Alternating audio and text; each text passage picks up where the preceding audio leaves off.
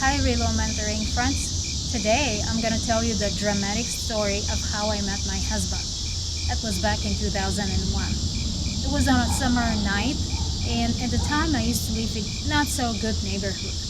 My mom was a frequent visitor. On that particular night we were walking home, and suddenly 3 men approached from behind on bikes. One of them started grabbing me. I had to get away from him, so I instructed my mom to go ahead and go home and wait for me there.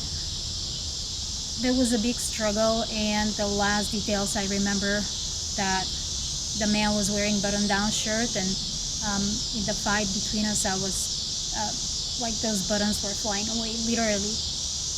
Finally, I managed, because he was still holding to his bike, to dial 911 on my cell phone. And this is when the man instantly vanished. It was getting dark. Pretty soon the policeman came almost right away. I did a report, and he offered me to jump into the car to try to find the man around and identify him, which I thought it was near impossible, and I was right. We never got a trace of the man.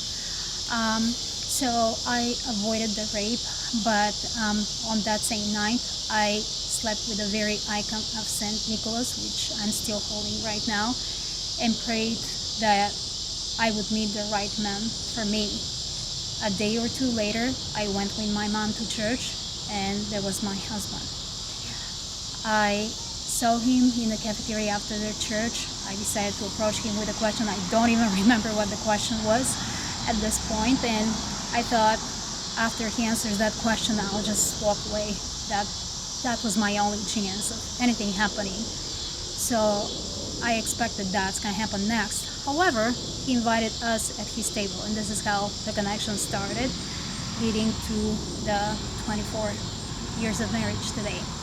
Thank you for listening. Stay with me, and as always, check my channel, subscribe, like, as well as check my website, www.relomentoring.org.